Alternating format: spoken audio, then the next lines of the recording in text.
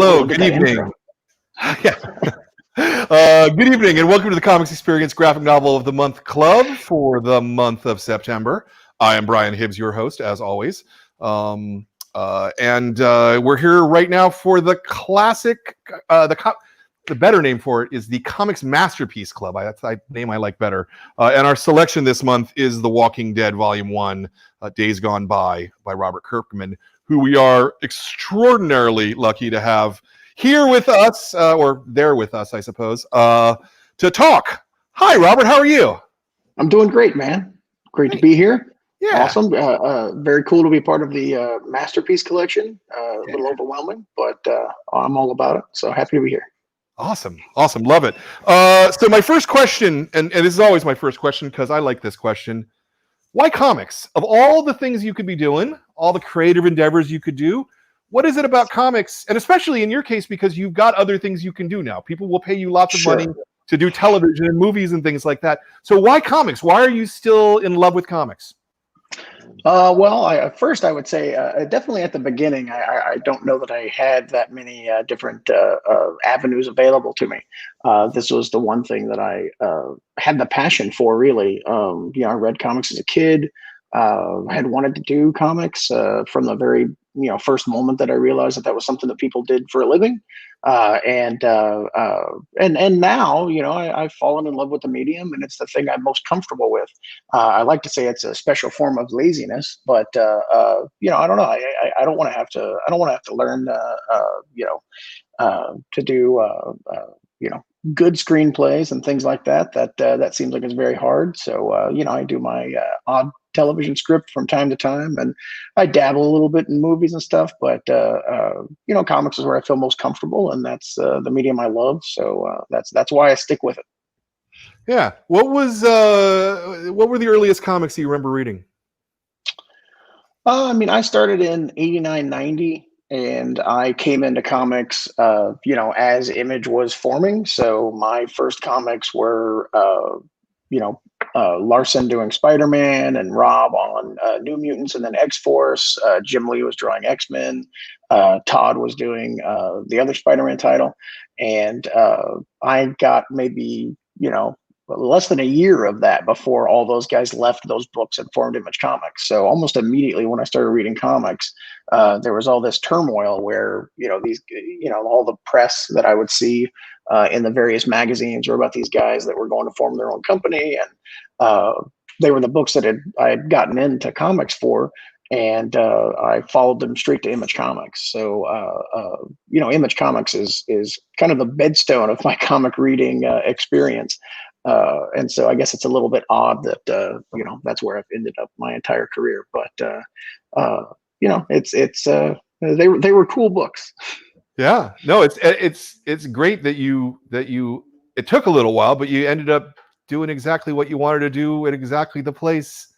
That doesn't happen to a lot of people. I think that's pretty awesome. Yeah. Well, because I started reading comics at that time, I never had that mentality of like, oh, I really love Spider-Man, I want to do Spider-Man comics. To me, my heroes in comics, the Image guys, had formed their own company and created their own characters. And so I always had the idea of, doing comics for me and being successful at comics is creating your own characters and doing your own books. So even when I was at Marvel, I was more or less doing that just to make ends meet while I tried to get my creator owned stuff to be a little bit more sustainable, which, seemed to work out. Yeah, no, that's great. You grew up in Kentucky, right? Yes. Yeah. I sometimes trick myself into thinking I don't have an accent, but I think I very much do. I don't hear it. I'm told. Yeah. So there was a local comic shop to you? Were you getting stuff on the newsstand, or how were you in the early comics? Well, there was most of the early comics I bought, I would get from Walmart, because Walmart had these very small end caps at the end of like the toy aisle.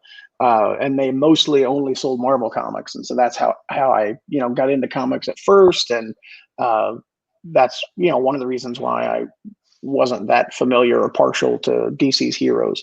for the most part. And so that's where I got started. But then I lived in Cynthiana, Kentucky, and one day I was, which is a small town, and there's a larger town called Lexington, Kentucky, Hmm. and I was with my mom driving through that, and I saw a place called the Comix Interlude in Kentucky, and I looked at the window and saw some comics, and there's like an actual moment where I realized that there were stores that sold comics. Right. Up until that point, I didn't know that. And so I ended up begging my mom to go. She refused because we were doing something else. And then I just kept hounding my parents, like, oh, you got to take me to that one place. I know it was over by this park. Can we go? Can we go? And it was definitely like a religious experience walking to that place for the first time. Seeing all the comic book posters and the long boxes of different comics, and an insane selection compared to what I was getting at Walmart. I mean, they Yeah. actually had DC Comics, but they also had Image. Well, they didn't have Image yet. They had Dark Horse Comics and various different things. And it was funny. One of the first times I went into that comic book store, they had the original Malibu Youngblood poster on the Mhm. wall, Yeah. announcing the coming of Youngblood. And all I knew is that there were some X-Force issues that had come out recently that weren't drawn by Rob. And so I went up to the clerk and I was like, hey, what's this Youngblood thing I see in the window? And he's like, you don't know anything about Image Comics? Like, hold on, man. And that's when he told me about all that stuff happening. And that's where I kind of first came accustomed to it. So to me, I mean, it really is kind of, solidified my view of comic book shops as being like a hub for, for comics in general. But I really love the idea that you go into your store and there's the clerk there that's knowledgeable and gives you information that you don't have, and kind of stewards your comic book collecting, and is kind of a guide for you, just because that's my experience. And so that's one of the reasons that I've tried to continue supporting comic shops as best I can, just to try and make sure that magical experience is available for all. Yeah, no, and I really I was going to bring this up, but you just did. Nice. But you really have been one of the biggest supporters of comic shops through a lot of the programs. Free comics here, variant comics there, just very comics shop forward. Creators in this business for a really long time, and it is really recognized by the comic shops. Speaking on behalf of comic shop owners, dude, thank you for all you've done to support our stores over the years. It really makes a tremendous difference. Yeah, you're a good guy. No, thank you so much. I mean, that means a lot. I think aside from it being a magical experience for me in my youth and something that's always been a big part of my life, Walking Dead started in comic shops and was massively supported by comic shops long before there was a television show. And then the direct market, supported Walking Dead tenfold as the show was growing. And so I definitely would not be where I am if it wasn't for comic shops. And Sure. so, anything I do for comic shops, is me paying it forward, because, the direct market has changed my life. Yeah, no, absolutely. I mean, certainly we wouldn't have Image if it wasn't for comic shops. It's not as though those comics were going to sell on the newsstand. No, definitely. Yeah. Do you know, is that sorry, I'm a little thrown because I went to drink some water and I poured water all over myself. I've apparently forgotten how to drink water. But right. anyway, you I was like, I'll get a quick sip and no one will see. And then it was just a waterfall. Yeah. But anyway. Is that comic shop still there? Do you know?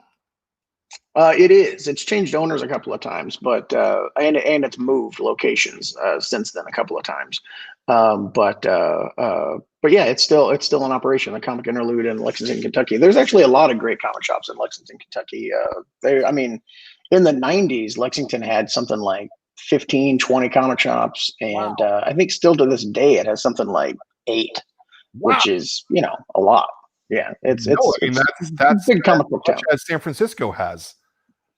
For what that's worth. Yeah. Wow, that's impressive. That's impressive.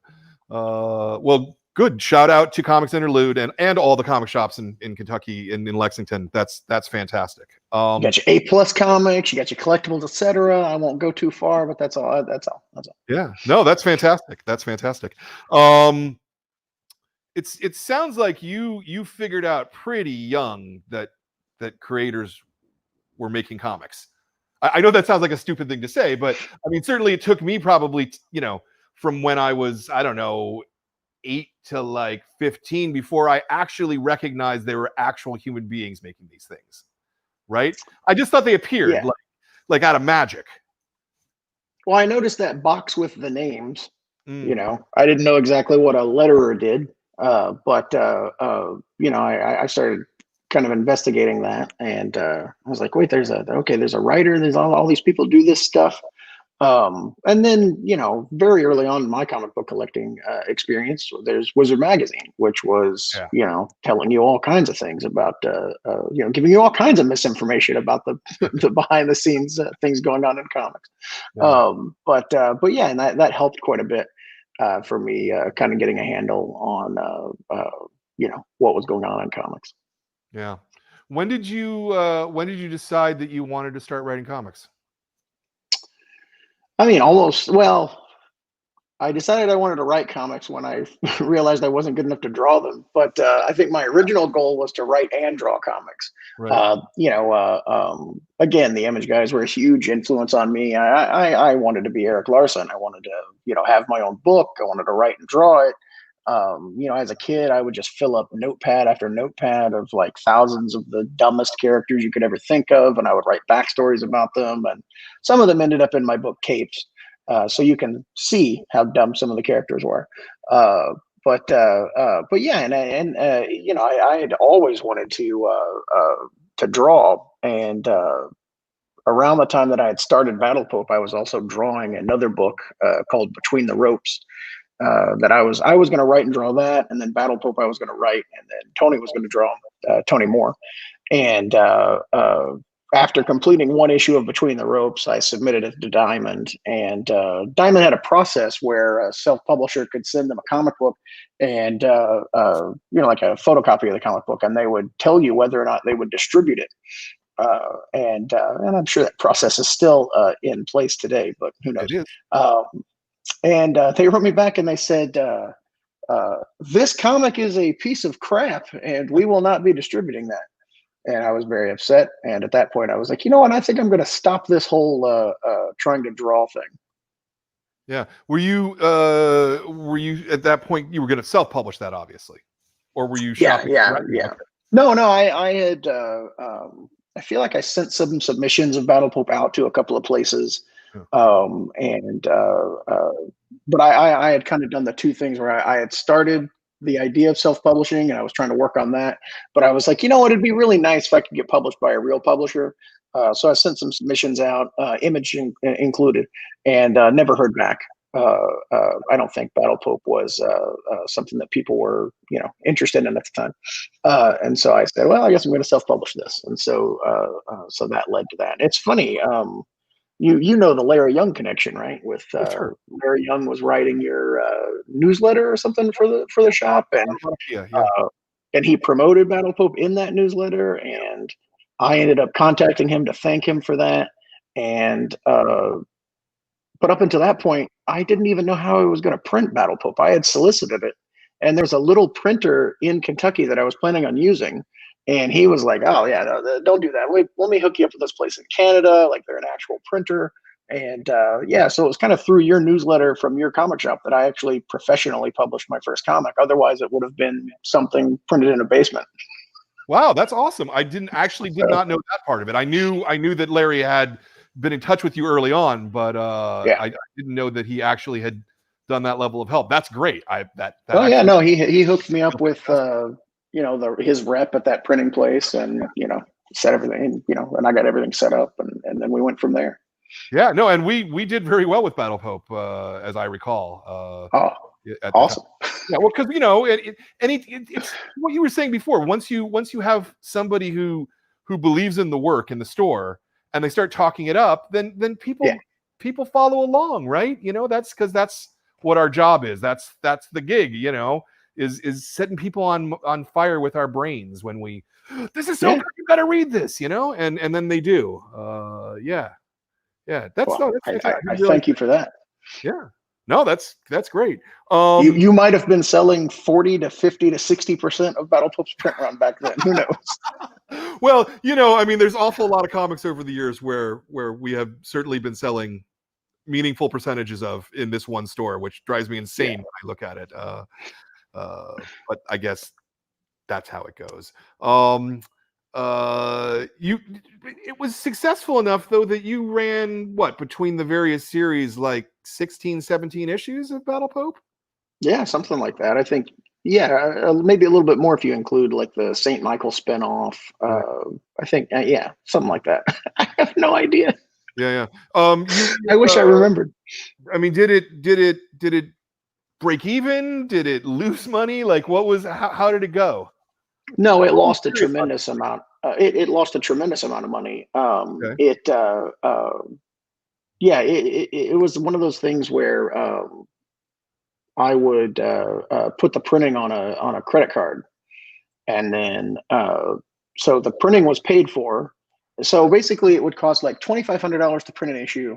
We would make like $1,500, and instead of using the $1,500 to pay for the $2,500 printing bill, I would put the printing bill on a credit card and go, well, that's cool. I don't ever have to pay that, right? And then I would usually give most, if not all, to Tony or whoever artist drew or various artists would draw Battle Pope, and so I would always give money to them. And so by the end of, I don't know, like, trying to think of the year, by like 2004, 2005, I was like $40,000 in debt because I just kept doing that. And, I would go to San Diego and set up a booth and lose a bunch of money. I'd go to Wizard World Chicago and set up a booth and lose a bunch of money. It was definitely a dire situation for me. But it all turned around fairly quickly. I mean, I was able to do some work for hire for a few people. Rob Liefeld, actually, no, that was later. Through Battle Pope, I met Eric Larson. Yeah. Because I was a huge Eric Larson fan, and I was going to Wizard World Chicago to promote Battle Pope. And he did this thing where he would like sit in the hotel lobby and talk to Savage Dragon fans for like 5 hours, like one night of the con. And so I was in that group talking to them, and he got a little chummy, and I started talking about my book, and he got to recognize my face. And then on Sunday, after I'd kind of gotten to know him, there was a moment where he was walking through the convention and he saw me, and he was like, "Oh, hey, how you doing?" And he was like carrying luggage and stuff. And I was like, "Oh, you leaving?" And he goes, "Yeah, I'm getting ready to get a cab." And I had driven up from Kentucky, and I said, "Oh, Eric, you don't need a cab. I've got a car. I can drive you to the airport." And he was like, "Oh, you drive me to the airport?" And I was like, "Oh, absolutely." And so I'm like, this is pre-cell phone. Because this was like 2000. Yeah. I might have had a cell phone that was like had like a worm game on it, and Right. like no maps, nothing like that. Yeah. But it was back when cell phones were just phones. Yeah. And I'm walking to my car with Eric, and I'm like, I don't know where the airport is. And because I didn't fly in, I drove from Kentucky. I don't know where it is. And we're in Rosemont, which is outside of Chicago, and we're next to a big freeway. And the entire time during the con, I had seen planes landing in that direction, and I was just like, how hard can it be? It's an airport. I'll just drive in that direction. I'll find it. And so I get in the car, and we get on the freeway, and he's like, you know where you're going, right? And I was like, I'll be honest with you, I don't. I'm just kind of going in the direction of the airport. And if you know Larson is like the mellowest guy you'll ever meet. And so he's just like, all right, we'll see what happens. And so he's like watching for me. We're like driving on the freeway. You think it's this? I don't see any exits to say airport. I don't know. And eventually we're just like, I don't know. I'm going to go off this way because I feel like I see the airport in that direction. And we're just like driving on back roads. At one point, we ended up behind the airport, and at a certain point, it looked like he might be missing his flight, and he did start to get very worried. But eventually, we found the way to the airport, and he didn't miss his flight, and it was fine. But from that point on, we were pretty friendly. And so I would email him about my book and stuff. And at a certain point, we were on the phone, and we were talking about Savage Dragon, and it is a very long story. I don't mean to ramble, but he had. There was a thing where Battle Chasers, before they had stopped publishing it, Joe Mad had talked about Savage Dragon guest starring in an issue of Battle Chasers. And so I was on the phone with Larson, and I was like, how's that work? Like, Battle Chasers in like this weird fantasy realm, Dragon's a cop in like a, Earth setting. What are you doing there? Is it going through a portal? Like, how's that working? And he goes, oh, no, I think he's just going to be like a barbarian or something. I had always said, like, you don't need to be so literal when you do a guest appearance. And I think it'd just be funny if Dragon just showed up as like a monster that he had to fight or whatever. Like, who cares?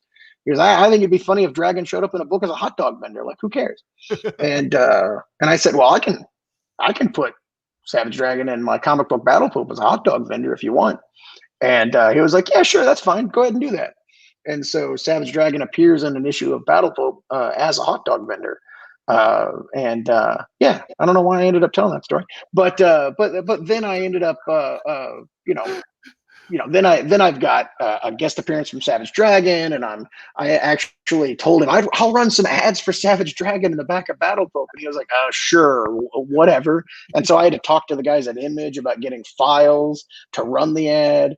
And it all, slowly built to me building a relationship at Image Comics where, instead of cold submitting a book to them, I would have Eric Larson, like, let them know that I was submitting a book. And then I would be in contact with Larson, like, hey, did they get that pitch I sent in? And, oh, let me check. And then, and it very much kind of like greased the wheels for me.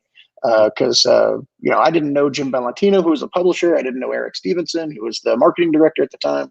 But it was nice having Larson be like, hey, did you see a pitch for a book called Tech Jacket? Can you look for that? And then they'd be like, oh, this looks fine. We'll publish this. But I guess what I'm trying to say is you only get published by Image if you know someone. Definitely helps. But that's true of all things. I think people hate hearing that, but sure. Networking is very important. I think networking is very important. Yeah, you. I thought that Super Patriot was your first Image book.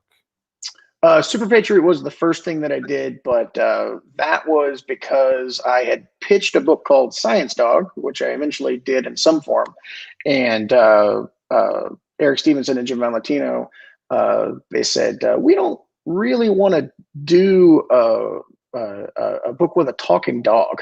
And so they turned that down, but they really liked Corey Walker's art. And so they I'm getting everything mixed up. I apologize. No, at the same time, Corey had done a drawing of Super Patriot that Eric had printed in Savage Dragon, I want to say 93. And when they were turning down Science Dog, they saw that pinup and they told Eric, like, hey, you should get this guy to draw a Super Patriot miniseries because he's great. And Eric was like, well, you guys just did these guys just pitched a book to you called Science Dog that you didn't pick up. And they were like, well, get him to do a Super Patriot miniseries instead because that would be cool. And so that ended up being my first Image book. And then from that, I started pitching things like Tech Jacket and Capes and Cloudfall and Brit and eventually Invincible and Walking Dead. Yeah. Those were the days, as I recall, because I keeping all this stuff straight is always hard. But that was past the do an Image book and it's an automatic hit period, obviously, right? Oh, very much so. Yeah, I mean, I think that this was the Jim Valentino had just come back and became publisher to save the company kind of thing because they had fallen into the bad girl craze and kind of rode that into the ground to a certain extent. I hope I'm not talking out of school. I mean, I feel like this is all pretty public history. But yeah, I mean, Image Comics, that was definitely a down period in the history of Image Comics. Yeah. I mean, it wasn't like I was, on the stands next to the Max and like anything sold hundreds of thousands of copies. Sure, sure. I wonder, just because I'm still thinking about this $40,000 of the debt that you have from Funkatron. Yeah, no, it didn't help. I mean, I by then the books were making a little bit of money. Larson's deal on Super Patriot, I hope he wouldn't mind me saying, was like he basically just treated it like a creator-owned comic. Like he didn't take a dime off of that book. So he was like, I'm basically loaning you my character. You can only, he was basically the editor on the book. I would run the stories by him, and he would say, you can use that character, don't use that character. It was a good learning experience for me later working at Marvel. But when the checks came in for that book, which were very small, he was like, you guys take all that stuff. I don't own that miniseries, and he would reprint it. I can't reprint it. But all the revenue from that book, he's always just given to Corey and I. So that helped, but I didn't really. I wasn't paying that debt off until Walking Dead hit. Yeah. I sat on that debt for a very long time. Because I'm assuming that Tech Jacket, etc., like the pre-Invincible Image Comics, probably also never made particularly a lot of money. And again, you were probably paying the artist for the lion's share of that. They didn't make a lot of money, but coming from self-publishing, when you're making $1,800 a book instead of $300 a book, like it's substantial. And so I can't even remember the numbers at this point, but I don't think I made more than like $3,000 or $4,000 off of a comic. And that was tough. But and I was basically not paying myself anything. I don't think I took a dime off of any of those books, to be honest. I would just, because comic book writing, it takes you like 2 to 6 days to write a single issue of a comic, and it takes 30 to 4,000 days for an artist to draw a comic. Some of the artists are slow, is the joke I was trying to make there. But yeah, so I would always kind of funnel that money to them. So it wasn't until, I say it was a long time, but Walking Dead was a hit by like 2005. So I started comics in 2000, so I had a rough 5 years. But once Walking Dead hit, that debt got paid off pretty quickly, and then it was smooth sailing from there. Were you working a normal job at the time as well?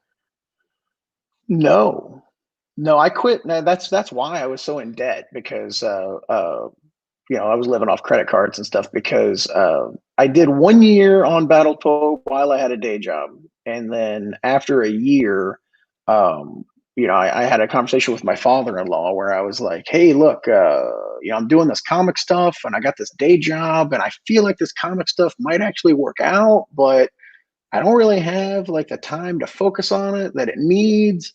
And I kind of feel like I need to quit my day job, but I'm really scared. Feel like I shouldn't quit my day job. And he looked at me and said, "You always get another day job, man. Who cares? Just go for it." Yeah. And having an adult, I was 20 at the time, so like having an adult look at me and go, "What are you worrying about, kid? Just do it. Like, do something dangerous, have fun." Was all the push I needed. And then I quit my day job, and instantly 6 months later regretted it. Was like, oh my god, why did I do that? Like, I have no money. Like, what am I going to do? But my wife and I had gotten married in June of 2000. And so I had been married for almost a year by the time I quit my day job, and she was more or less supporting us. She worked at a coffee shop, and that was like the main source of like household income. So there was a good year or two where I created debt, and she paid for the groceries and the bills and stuff. Yeah, thanks to her. That's fantastic. Yeah, it worked out for her in the end. In the end, yeah. But I was the worst husband on the planet for a good long while. I would just sit in my pajamas without showering, working on something she absolutely did not understand. Right. I would be like, back then I'd be cutting out word balloons with scissors, that I had printed out to like paste on the boards, and she would just walk by and be like, "This, okay, like what?" I swear, honey, it's all going to work out. Yeah. And then in my head, I'm like, I don't know if it's going to work out. I hope it does. Yeah. You launched Invincible and Walking Dead roughly at the same time. Invincible was, I want to say, like 2 months, 3 months first. Well, it was January of 2003 was Invincible, and October of Oh, 2003 okay. was Walking Dead. So same year, but 10 months apart. Okay. Now I have to think that you probably thought that Invincible was the more commercial book because it was a superhero book. It was in color, which is even at Image, it's a lot more expensive to do a color book than a black and white book. Were you surprised at the way that it turned out?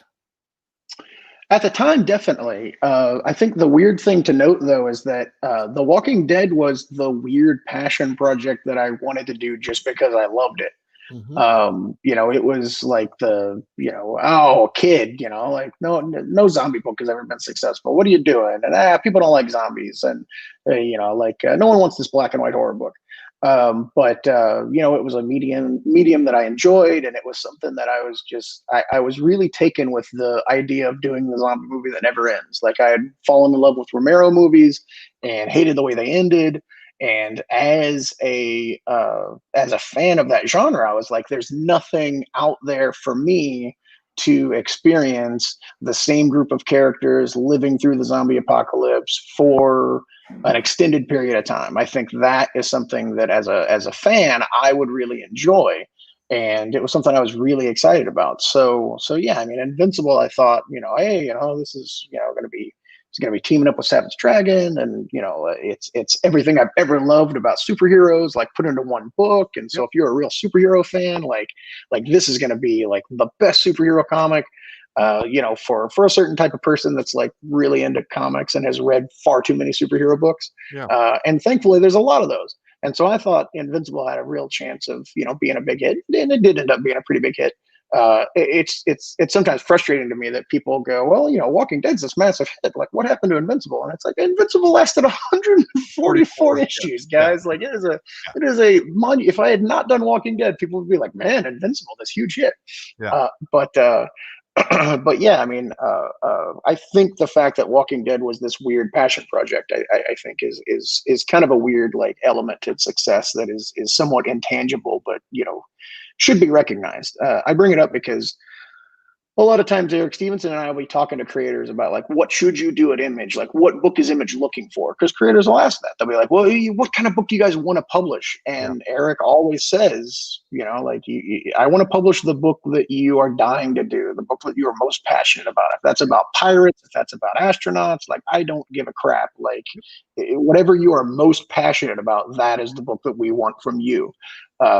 And I think that you can go through Image's recent history and find more than a dozen of those comics, and they've all been successful. Yeah, and I'll say 100% for sure. That's the same thing that the stores want. We want, and that's the same thing that the audience wants. We're all, it sounds really obvious when you say it, but passion is our business. The belief in a work and that enthusiasm, it gives you a better product when the creator is truly impassioned by it rather than just doing a job, or this sounds like it could be fun, I guess I'll do this. I agree. Cool.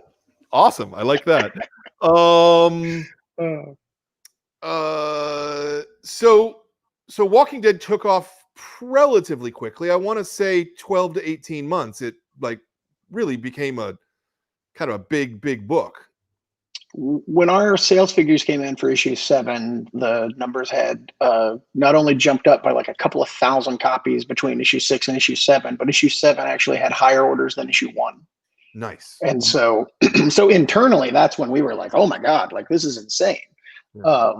But it wasn't until like issue 12 when people started to really notice, like, oh my gosh, this book has a big head of steam, and who knows where this thing could go. Yeah. How which for me at the time, I'm sorry, I'll just keep rambling, was just the craziest, like, to go from Okay, well, Tech Jacket number 1 sold 11,000 copies. Tech Jacket number 2 sold 6,000 copies. Tech Jacket number, 6 was down to like, I don't know, 4,000, 3,500, something like that. To like, I think the numbers for Walking Dead 3 had been a little bit higher than 2. And it kind of like, trickled a little bit up. Just to see sales figures going up, I had done Tech Jacket and Capes and Cloudfall and Brit, and all of those books were like, how do I get to issue 3? Like, how am I gonna finish this arc? Like, Right. how do I get a full trade paperback worth of that was the struggle, like getting a full trade paperback worth of story out. And then with Walking Dead, when sales started coming in, it was like, I could get to issue 50. I could get to issue 100. Like, oh, holy crap! Like, this is going really well. As a writer, it was insanely gratifying to be at a point where you could finally tell a long form story, which is what I had always wanted to do. Yeah. I ask particularly because I see a lot of people doing work for Image that they never find their hit, and when I talk to a number of writers, again, they're paying their artist and they're not paying themselves, especially, Yeah, and it just seems like it's a hard road. it can be. Yeah. So what Yeah, I kept mean, what kept you going on that hard road? No, I mean, stubbornness, I guess. this is a valid question though, right? Because Yeah, again, you're going from 11 to 6 to 3. That's not sustainable, and you're losing money by the end. correct. How do you keep going? I mean, I think that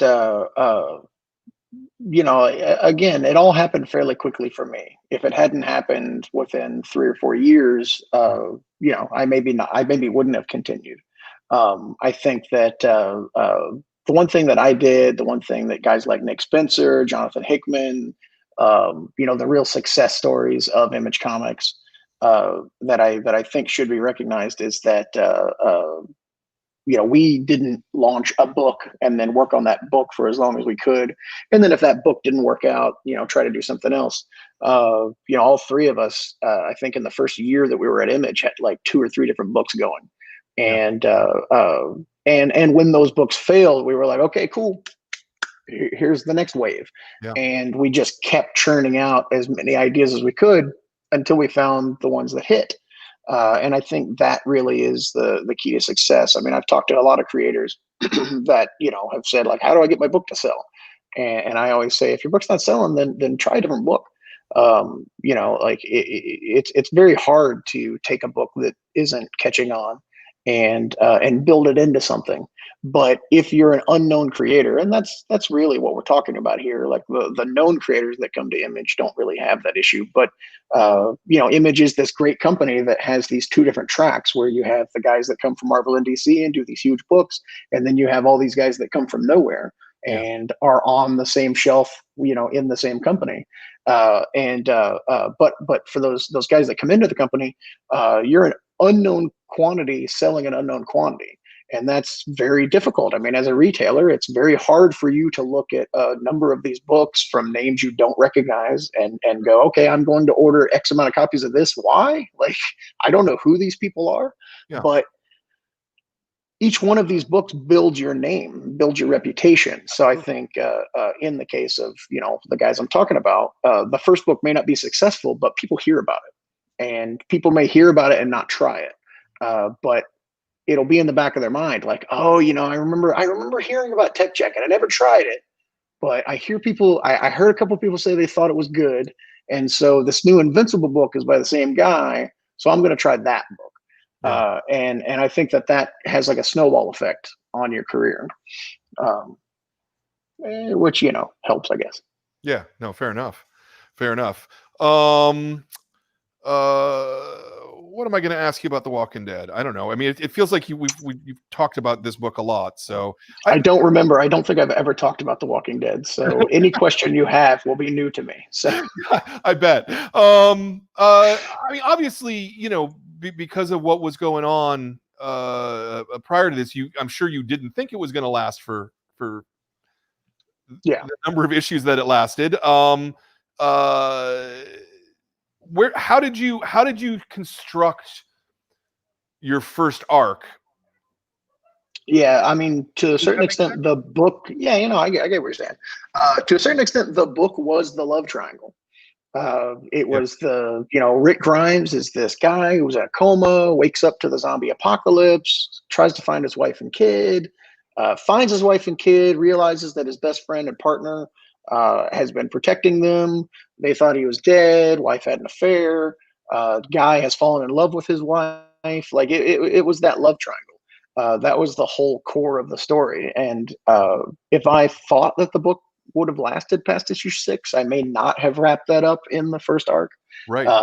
Because I think that was a narrative hook that got people into the book. And possibly I could have mined that for a little bit more drama. I think that the television show kept Shane around for a little bit longer, and I think that there was a lot more to be done there, and that kind of proves that. But yeah, I knew that I was going to get at least 6 issues, and I was very certain that I was only going to get 6 issues, and so that's why that's why I ended that storyline where it did. But I think it also resulted in a fairly tight volume 1 that wouldn't have existed otherwise. Sure. I think that it's got its own narrative arc, and it ends with with a big resolution to that arc, and is a complete package in and of itself. And I think it makes it a pretty strong volume 1 because of that. So the limitations that I had at the time, the fear of being canceled, I think made the book better. Yeah. No, I tend to think that in general that the narrower you aim, the better the work ends up being as well. But does that my follow up to that? And I see, Jordan, that you're waving the sign. I see. My follow up to that is, did that make writing issue 7 harder than writing the first 6? Do you know what I mean? Because Yeah, you wrapped everything up and you tied it in a neat bow, and it's almost harder. I mean, right? I always had I had the prison in mind when I was writing the first arc, and I always knew, okay, they're going to get to this prison, they would stay in this place. I always had like pie in the sky, like hypothetical. If the book continued, I would do this, because it was this passion project, because it was this world that I was dying to tell stories in. I couldn't help but come up with more material, and so there was no end of different things that I wanted to do with all the individual characters, and different characters that I wanted to introduce, and different things like that. And so when I hit issue 7, the book almost got easier to write, because it was like, oh, okay, now I don't have to worry about like fitting of this arc in the 12 issues. Some people say maybe the book got a little meandery after that point, and I'll take it for, like whatever. People seem to like it. What can I say? But yeah, I took my time with some storylines, and maybe I shouldn't have. But from that point on, I was like, oh my gosh, like I can plan for issue 18. I can plan for issue 24. I can plan for this. I can plan, and my mind just kind of exploded with possibilities. And then we were kind of off to the races. Yeah. And so you were thinking about it in terms of 6 issue arcs then? Well, yeah, I try not to be a slave to it, but everything's a chapter and everything's a piece of a piece. Yeah. So I would try to make every issue individually interesting, and have like big cliffhanger moments and splash pages and things that would make each issue. When I would plot out each issue, I would go, okay, this is boring. I need to punch it up here. I need to add more here, and then I would try to end every 6 issues with a big moment, so that every trade would have like an arc, a big thing to kind of anchor that into existence. And then I knew that I was going to, eventually I knew that I was doing 12 issue hardcovers, Right. and 24 issue slipcase hardcovers, and 48 issue compendiums. And it gives me a story structure that I have to plug things into. Yeah. because I go, okay, I've got an issue 6 moment, I've got an issue 12 moment, I've got an issue 24 moment. I've got let's see, do I have an issue 48 moment? And then you have to have 6 issue increments and 12 issue increments in between all those big 24 and 48 issue moments. So I would try to eventually I would be like, okay, like how does this compendium look? I know I'm going to have this like 48 issue compendium. Like, what story does it cover from the beginning to the end? And it seems kind of tedious, and I've had other creators criticize me about, like, oh, hey, you're overthinking things. What are you doing? But it made everything easier for me. Knowing that I had to have these big moments, and so then it was just kind of, I mean, to me in my head, it's kind of like paint by numbers. It's like, okay, there's a hole here that has to have something cool in it. Mm. So let me just think of something cool. I guess Rick gets his hand cut off here. Like, look at that. Yeah, yeah, yeah. Or Rick gives a big speech and actually says the title, The Walking Dead. Like, holy crap, that'll be Yeah. a great way to end a 24 issue Yeah, yeah, yeah. hardcover. Like, then people will think I planned a 24 issue story, and it'll actually Sure. seem like it was building to this moment the whole time, and it wasn't. Yeah, yeah, yeah. But yeah, it's just stuff like that. No, that's good. I want to. We'll come back to this in a minute. Let's put a pin in this because we have a couple of reader questions that Okay. Jordan has been bugging me to put up. So Podrigo, who always asks great questions, I love this. Did you ever reject an interesting story because it required a different quote unquote monster than a zombie? No, I mean, I didn't really think of it. There wasn't like, oh, it'd be really cool if this chapter had werewolves in it or anything like that. Like, that kind of stuff never came up.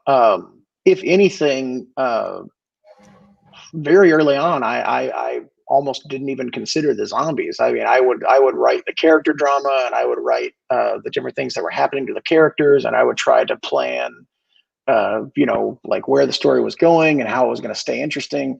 And then the zombies were always kind of in my back pocket as like, okay, this needs some spice. Let's have them find some zombies here. Or, it's like I would just take out the zombie shaker and dabble little zombies on things from time to time. But I always just thought I was writing like a survival drama Yeah, that just happened to have zombies in it. I mean, it's a soap opera. Like, let's be honest. yeah, absolutely. Yeah.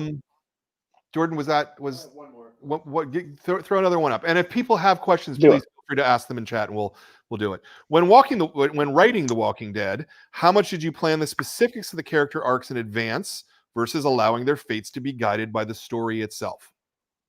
I did both, which I think was a lot of fun. I would at times have entire character arcs planned for 30 issue spans, and okay, well, this is going to lead to this and this and this and this, and then this person's ultimately going to die here. And every now and then those arcs would fulfill as planned. Like Tyrese was one of those. Like, I knew that he was going to die in the prison, and the governor was going to chop his head off.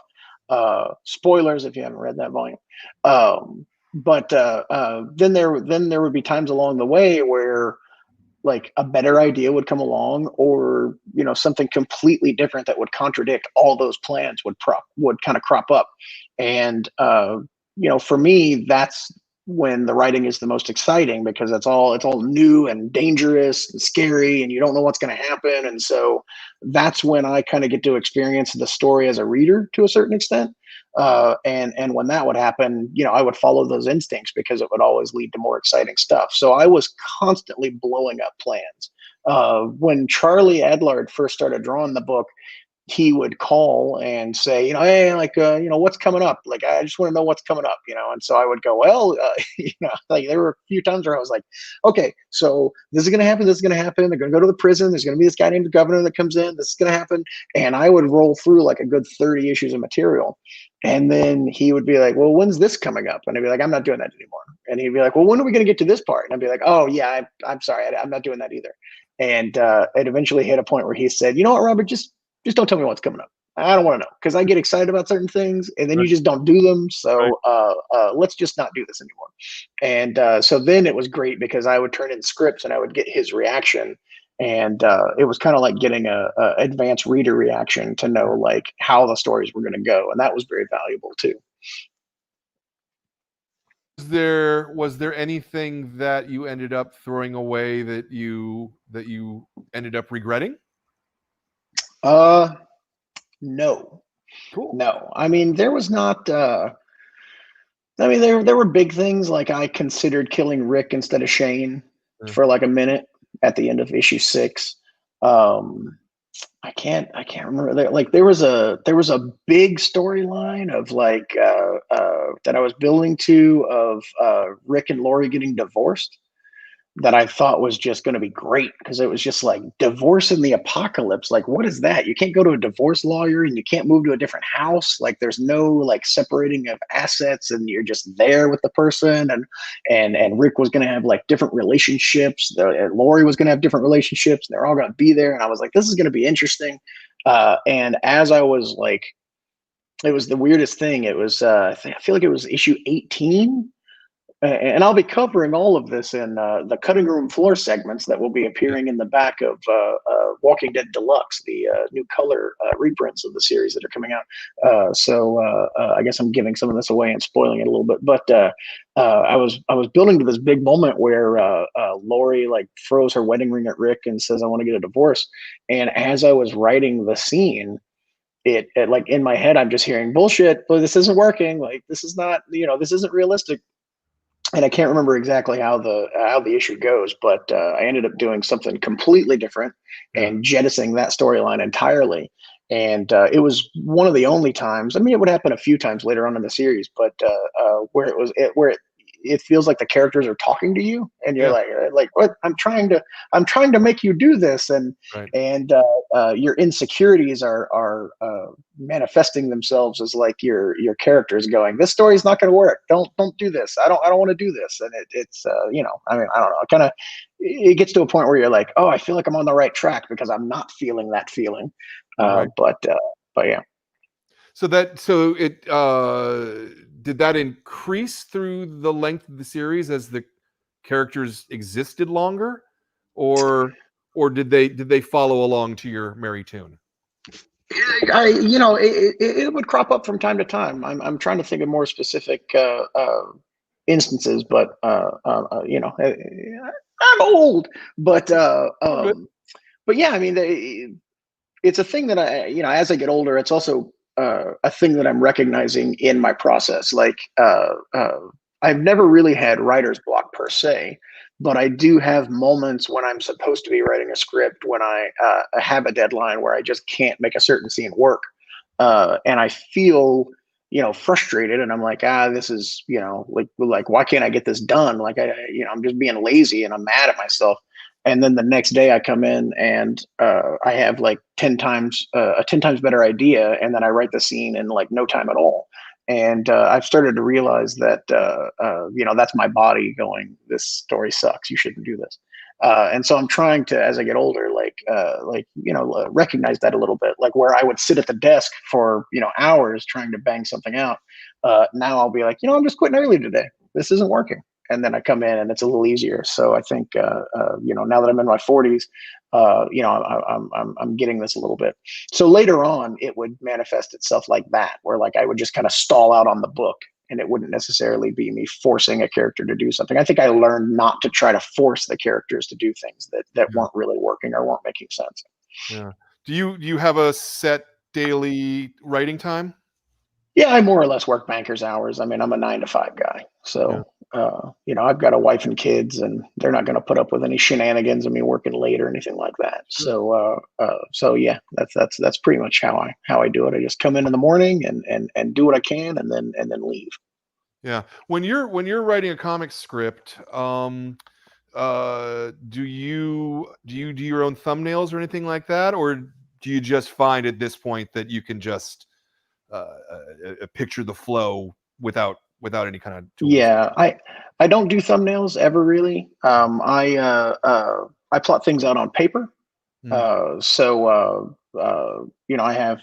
I talk about this pencil a little bit. This is a pencil my dad gave me in 7th grade that I've had for, I guess, 30 years now. That I still use to plot my stories out with. And I sit down with a piece of paper and I just kind of number it from 1 to 22 or however many pages it is, and then I write myself little notes about like what happens on the page. And I'll put like little pieces of dialogue that will remind me of conversations that I've come up with for that scene. So I don't have to write like the full dialogue down. Yeah. And then from that, then I type it up. And that's usually a process of, like I read that sentence for page one and I go, okay, yeah, I pretty much know how that's going to break down panel wise. And then I just kind of, write the page. Yeah. But yeah, I when I started out, I didn't know how to write comics, and I wanted to be an artist, and so I did layouts. I did layouts for all the issues of Battle Pope that I wrote. Uh, Actually, every issue of Battle Pope was written with me drawing the page and giving it to the artist, and then having them draw it for my layout. And my layout would have the dialogue and everything. And then when I went to letter the book, because I lettered it, I would get my layout out, and my layout would have all the dialogue that I had written. And then I would just basically revise and write the dialogue as I was doing the lettering based on what I had scrawled on my layout. And it wasn't until I did Super Patriot that I was like, oh, you know what? I guess I should probably figure out how to write a script. And I ended up, I had published Joe Casey on a book called Double Take. That was a continuation of Double Image, a book he had done at Image. I published the 6th, 7th, and 8th issues of that. It was a thing he was doing with Larry Young. And I contacted Joe and I was like, hey, can I get some of your scripts? Because I don't know what a comic book script looks like. And he sent me some of his scripts. And so my format of comic book script is basically just copied from Joe Casey's.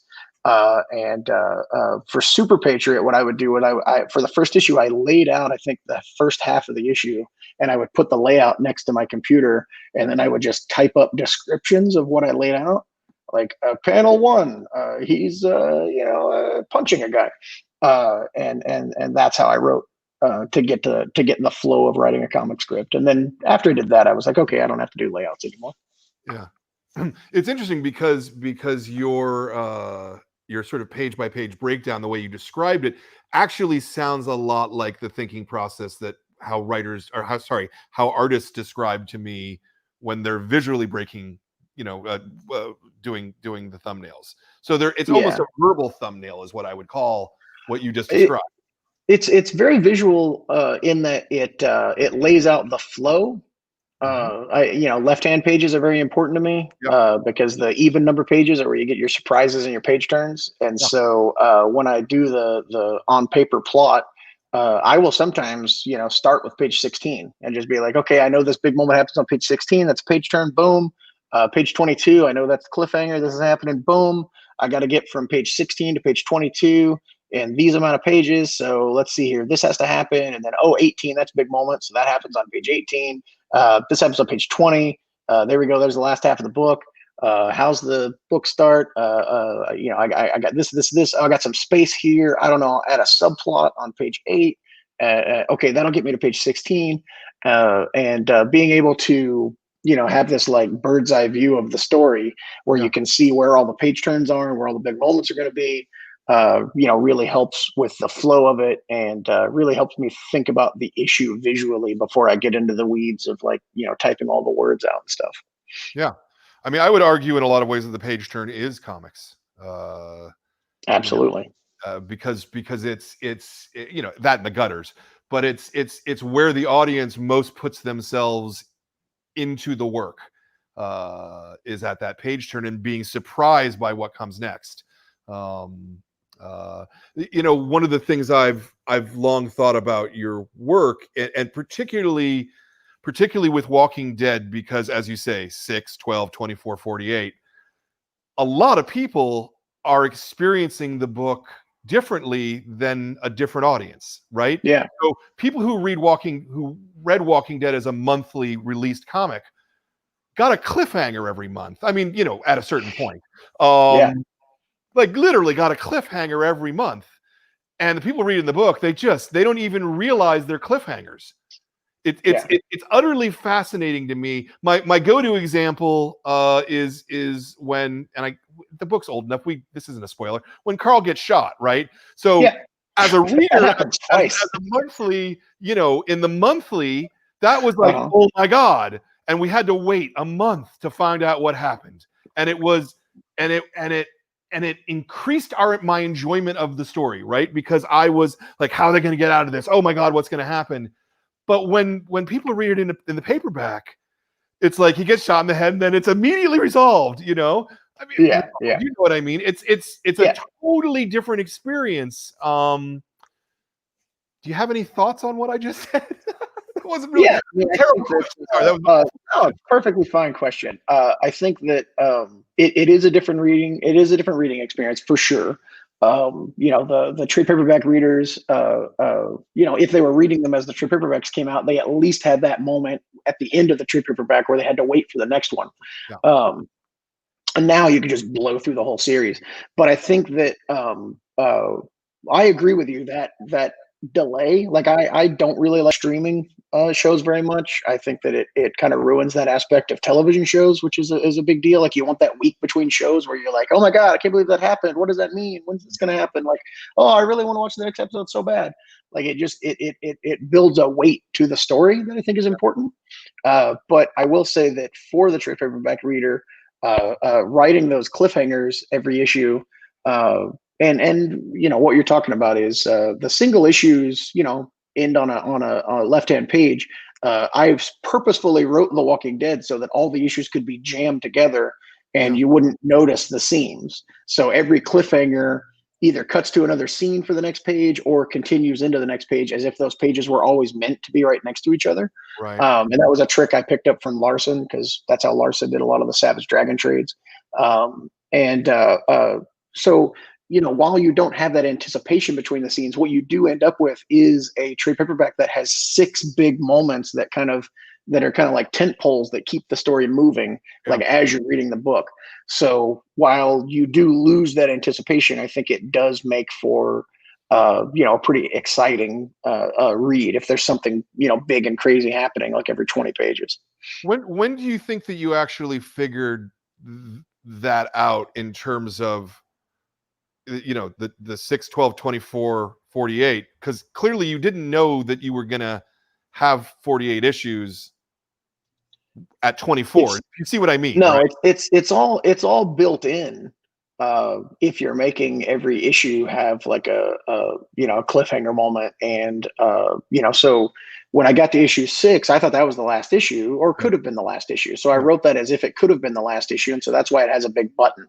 And so then I know that the next trade, once we continue, is 7 through 12, and then I'm like, oh, it'll be cool if I collect these books into 12 issue hardcovers. Right. And so then we do that. And then I know when I'm writing, 13 through 24, that, 24 should be a big moment. And so every Right. time I would add a format that would collect a bigger chunk, I would realize like, oh, you know what, I need to somehow keep like, elevating everything. But because on an issue to issue basis, I was still working on adding cliffhangers. All I really had to do was try to make the cliffhangers that ended books bigger. Right. So, like the cliffhanger for 12 has to be big anyway because it's the end of the trade that collects 7 through 12. But Right. if you make it bigger than the end of 6, it makes the hardcover that collects 1 through 12 like, seem like a bigger thing. So it was really just trying to turn the dials on the cliffhangers that I was trying to do every issue. Yeah. And I endeavored to do a cool cliffhanger at the end of every issue of Walking Dead. I didn't care if it felt like it was getting old. I didn't care if it felt like it was getting repetitive. I was very invested in making sure that every issue of The Walking Dead ended with a moment that Yeah. made you go, holy fuck, I got to get the next issue right away. It's just that some issues I would fail at that. And I Yeah. wouldn't come up with a good idea for a cliffhanger. And I'd be like, oh, I guess this is an okay cliffhanger. You know, so that's why not every issue has a big cliffhanger, but I Sure. was always trying. Yeah. Yeah. It makes me think of Dave Sim and Cerebus to a certain extent because he also was doing that.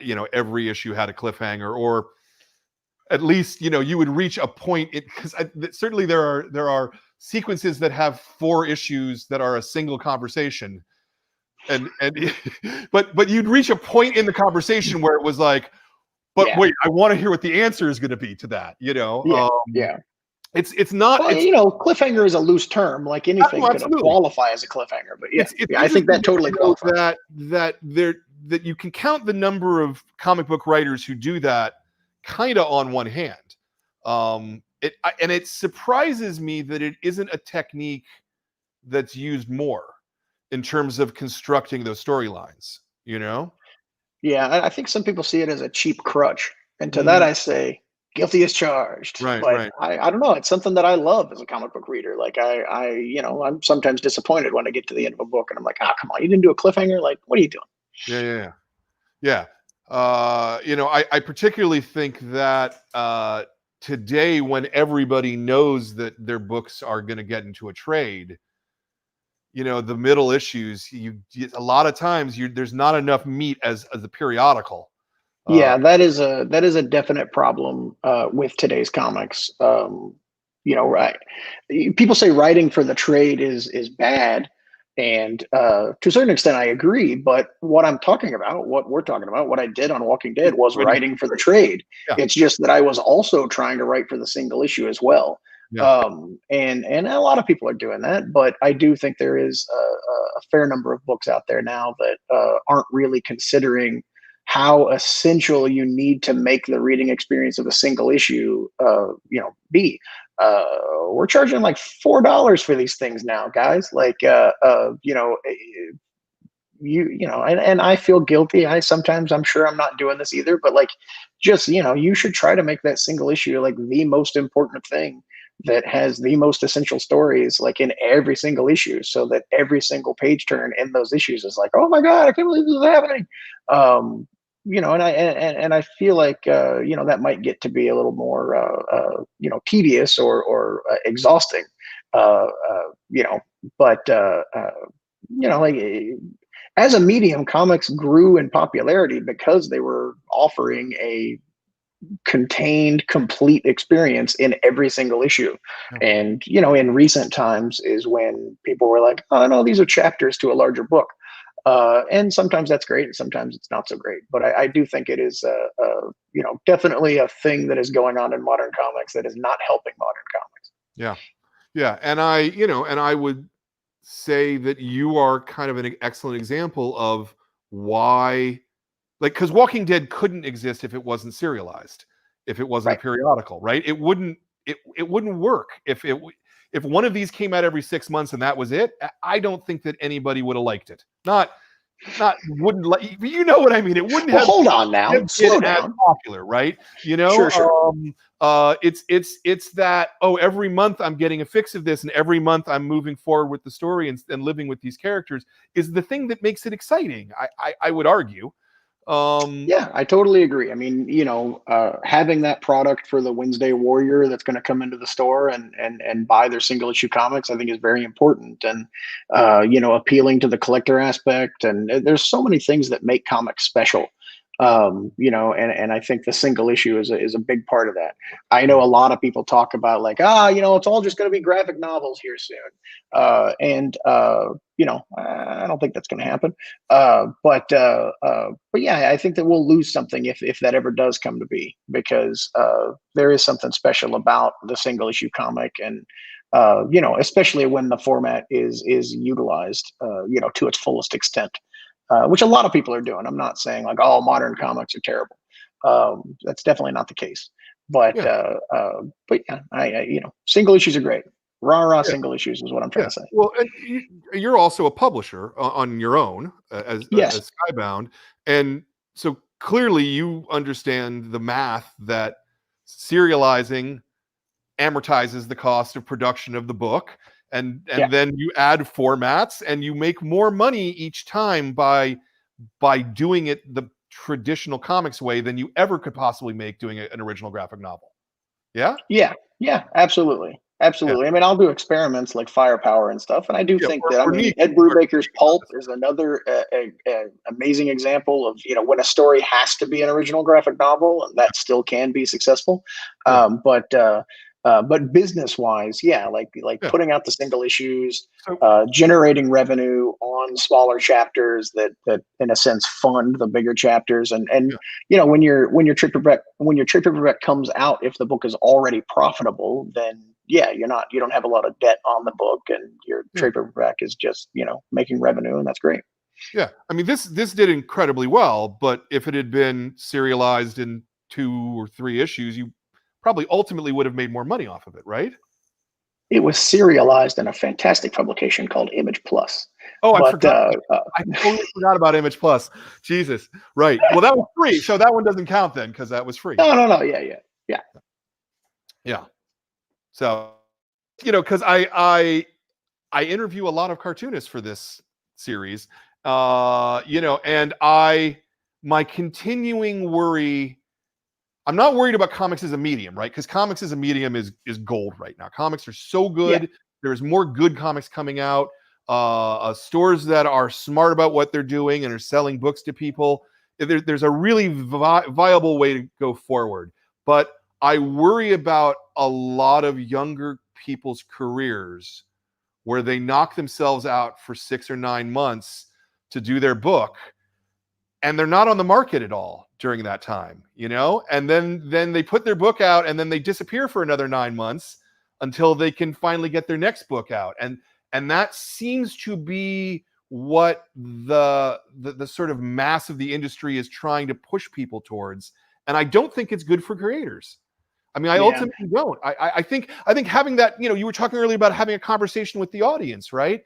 I feel like that's such an important part of the vitality of comics is seeing how people are reacting to work on an ongoing basis as it comes out. Well, I agree with you. I think that we have to acknowledge that Raina Telgemeier is doing just fine. Oh, sure. And I think that what we're looking at is it's kind of like a movies versus television model, and I think there's room for both. I think that books that should be graphic novels should be graphic novels, and creators, like your Raina Telgemeiers and people that do work in that format, can have tremendous success in the graphic novel format. I think Scott Pilgrim is another great example of that. Scott Pilgrim was a fantastic book, and I remember as that was coming out, just being like, "Oh my God, like where is Volume 4?" And then when it comes out, you're so excited, and so that's kind of large scale anticipation between the single issues that you were talking about. But to think that the entire industry would move to that model, I think would be, I don't know. I don't want to be I don't want to be too negative about things, but I think it would be terrible for the industry. Like you want to have, the availability of different types of stories, and that variety is important. Just like sometimes I want to sit down and watch an episode of a TV show, but sometimes I want to sit down and watch a movie. Like if the entire filmed entertainment industry was like, you know what, these serialized TV shows, that's just not working anymore. Let's just all do movies. All stories should just be movies now. That would be bad. So I think that, the thought of moving comics into only a graphic novel format would also be detrimental to the medium. Yes, I fundamentally agree with that. Do you because of the success of the television show, I would think that your digital sales on the Walking Dead periodicals were significantly higher than the average rates compared to the print publication. What I understand from publishers is that 8 to 10% of the print is what you're seeing in digital. And my understanding was that Walking Dead got up to like a quarter or a third or something like that. 25, 30%, something like that. So, but do you think it, what are your thoughts about the digitizing the periodicals? It probably won't work, right? Well, I think that digital comics, I think that it's difficult to build an audience with the prices that comics are when it's a digital product. I think that is somewhat of a barrier. Yeah. But I think that digital comics are essential to the media moving forward, because I think there is a tremendous readership that is available to us if we can crack this digital comic thing and make it appealing to that group. And to me, I see it as like a reemergence of the newsstand. Comics used to be sold in the direct market and on the newsstand. And if we could, and digital comics are, they're here to stay. And, places like Comixology are doing very well. It does seem like, and I think, this, the form is kind of stagnating. There's not a lot of growth in it over the last few years. I could go into various reasons I feel like that's the case, but I'm not going to right now. But I think that the idea of direct market comic book paper customers going, you know what, this digital thing is more convenient for me. I'm not going to buy physical comics anymore. I don't think that's going to happen anytime ever. I think that the people that love the medium of comics, that enjoy going to comic shops and having a physical comic book, would never switch to digital. I read a lot of books digital. I get I get comped a lot of like image books and stuff like that through Comixology that I will read. But I will still seek out the physical form of any comic that I read on Comixology, just because I want to make sure I have it. Like, I don't feel like I have it. Sure. What I'm saying is, I'm an old man that's addicted to physical media. No, it's not just an old man though. I got to tell you, man. There's an awful lot of new 20-year-olds coming into comics every week. I see it all the time, and they like the periodicals. They do. Even among where you would think the kids comics. Kids actually would love periodicals for a lot of stuff, because they get very frustrated by that 6-month, 9-month wait between Reina books. Kids in 9 months can become a different child. This, you have kids. Your tastes change that fast at that age. I often hear parents going, yeah, I mean, I like these graphic novels, but man, they're all $15, $20. I'd rather be, buying a $3 or $4 comic for the kid every week. So it's interesting that so much of the market seems to be going in a direction that it doesn't strike me as the smartest way to go. Now, obviously, I'm biased. I own a comic book store. Sure. But it's interesting to me. Yeah, again, I mean, it is interesting to me as well. Sorry, that was okay. Good. Let's we're getting close here. Let's talk about Image generally for a minute or three. In any other media, what Image does is generally referred to as vanity publishing. Yeah. I mean, in what respect? Like, how do you mean? Well, so in terms of we'll publish your book, we'll charge you a fee, and we're offering you publisher services. That's generally considered vanity publishing in the real world. Yeah. But in comics, I would argue that Image is the most vital publisher that we have. Just so I agree with you. My place is here. I'm just wondering what you think about that notion. Well, yeah, this is tiptoeing on something that really pisses me off. Not you didn't say anything, but what I'm trying. Let me just talk. So there is this notion of like there's this rumor around that Image Comics, they just take a fee and then they kind of throw you to the wolves, and they don't do marketing, and they don't do this, they don't do that, and that's absolute horseshit. I hear this from creators that aren't in the know. I hear this from fans that aren't in the know. And it's something that is propagated by Image's competitors, because Image offers, bar none, the absolute best deal in town.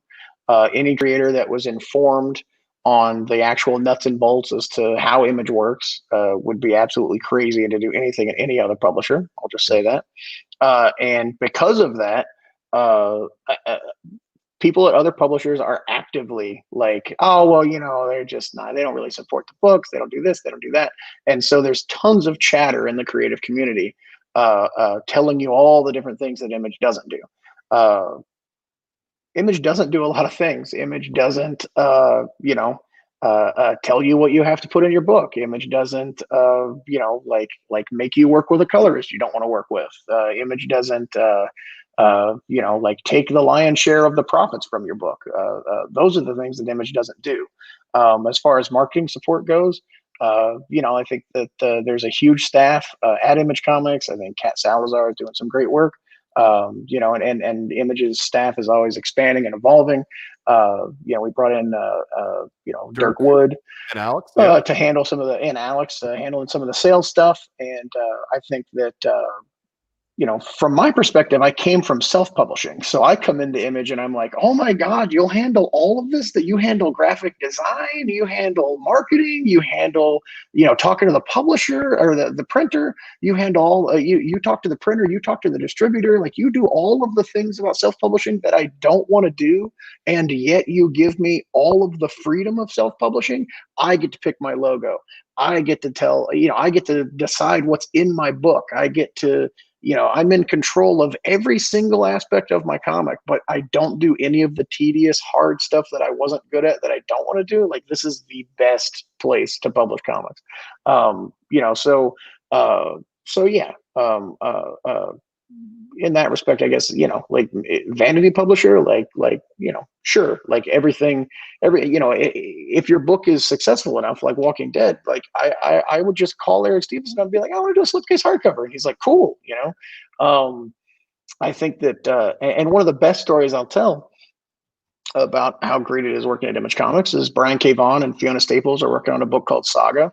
Yep. And Eric and I are talking to Brian, like, as they're ramping up that book, and Brian's like, I want to do a 48-page first issue. And I'm like, wait, that's 2 issues, man. Just put the 2 issues out and make the money. Like, why would you put that in 1 issue? Like, that's ridiculous. And he's like, no, I want to do a 48-page first issue. I want to sell it for $2.99. I want to give readers like this massive chunk of story to really hook them on the book. And Eric Stevenson and I are both like, that's a bad idea. What are you doing? Like, it's just too much. Like, don't do it. And so as a publisher, Image advises you when they think that you're making a mistake, but ultimately that decision is up to Brian. Yeah. That printing is a tremendous cost. There's a tremendous amount of risk in that, and Image is structured to, handle that risk and like be there with you. And Brian is like, no, I feel strongly about this and I'm going to do this. And so he had the freedom to do that. And then Saga ends up being a massive hit. And so then I'm doing Outcast like a year or 2 later, and I'm like, you know what I'm going to do? I'm going to do a 48-issue first issue or 48-page first issue that's for $2.99, because I want to get people hooked and give them a bunch of story. And so by allowing creators at Image to do crazy stuff that sometimes seems like a little loony, it allows you as a creative community to come up with, to cherry pick, like, oh, that worked, I can do this on my next book, and oh, let's try this is cool. And it's just a really great thing to have that freedom and be able to learn from that freedom and find different ways of doing cool comics and put stories out into the world. Yeah, no, I agree. Image is absolutely my best partner as a comic book store. I mean, there's no doubt about it. In terms of pricing, in terms of stock availability, in terms of all the things that make a publisher, they are by far my best partner. And it's in the service of people's passion work in many cases, maybe even most cases. So that's a fantastic thing. That's a fantastic thing. But so let me ask you this then. If people would be a fool not to publish an Image, then what's Skybound for? And I don't mean that in an aggressive way. I mean, no. That's absolutely valid. So Skybound is there for anyone who wants to publish an Image, but needs a little extra, like bit of care that Image doesn't provide. Some creators want to use Skybound's experience in selling media properties and setting things up. And, we've, done a lot of things with, video games and merchandise and, film and television and things like that. And so there are creators that, want to work on that aspect of things alongside the comics. And that's something that we provide. Some creators want more editorial support. One thing that you won't get at Image is a guy reading your script and telling you to, like, change this, change that, improve this, improve that. Skybound has a great editorial staff led by Sean Makowitz that will help, like tailor your scripts and give you a little bit of editorial support if that's something that you desire. We work with a lot of writers that have come from television and really are new to comics. And we work with a few like up and coming people that, need that extra hand. And so we provide that. And we pay Marvel and DC level page rates, Yeah, and on lower tier Image Comics, that is not that's not something that's available. sure. Image Comics mostly works on, like you produce the book and then you get a fee. Image takes a fee and then you get the lion's share of the profits. And so, that puts some kind of a delay in revenue. And then for some people, you're working on an advance, but that's not necessarily a page rate. Yeah. And so this is and again, I'm not trying to ask hard questions here. I'm Sure. actually Oh, please ask the hardest questions. I don't care.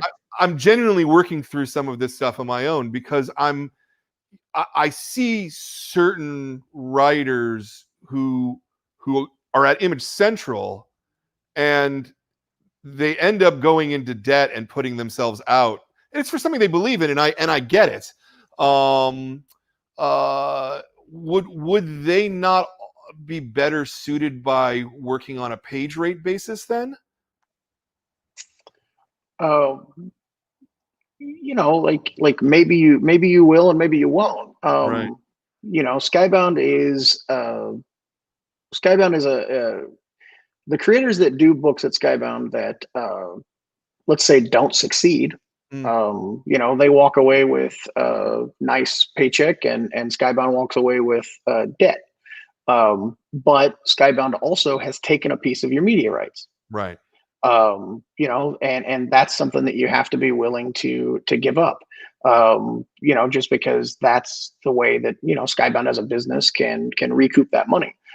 So whether or not that's something that you're willing to do in the long run, I guess is a question you have to ask yourself as a creator. I tried to create Skybound as a company that I would have worked with in the Battle Pope days, and the early Image stuff, like when I was going in debt and stuff. Like I try to tailor make the deal to be something that makes sense for a company, because we can't just lose money being a patron to interesting projects, but still gives you that level of freedom that I would have wanted at that time, and is a very fair deal.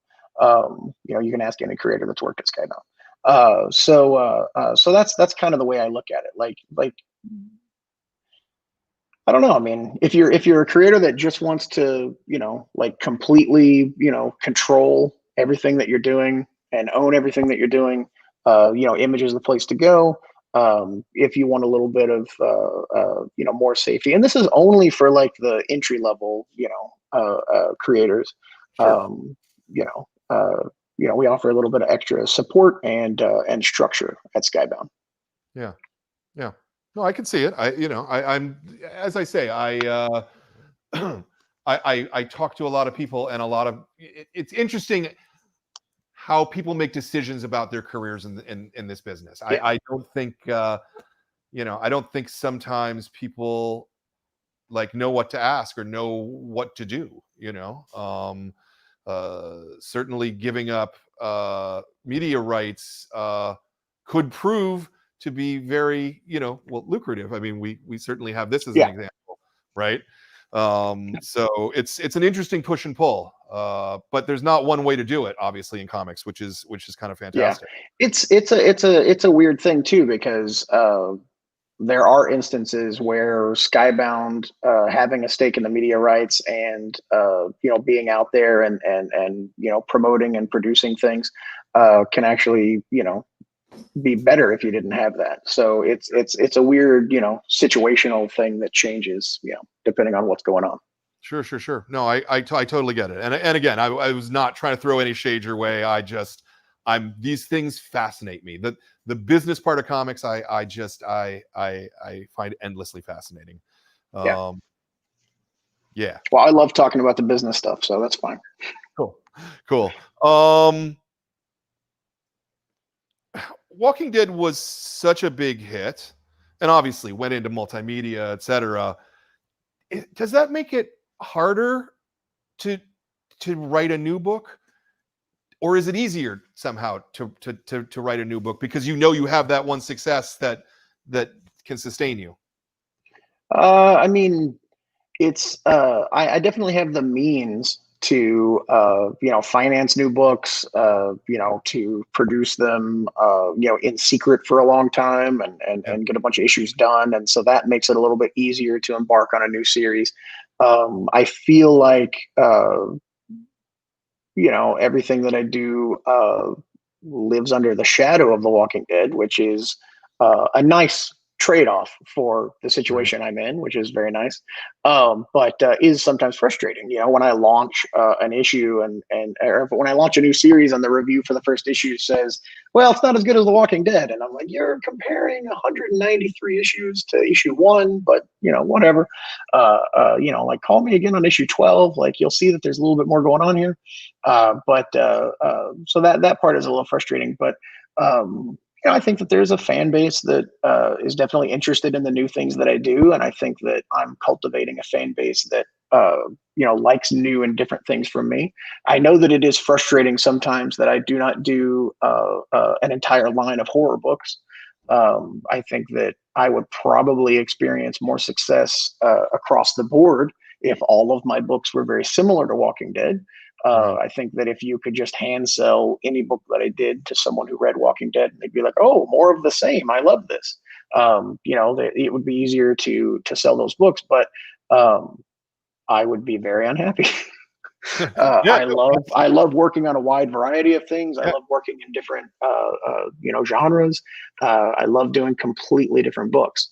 I hope that when you read Super Dinosaur, you're not like, "Oh, this is just a Walking Dead guy." Like I hope it feels like it's a new thing that's like a little bit of a different flavor.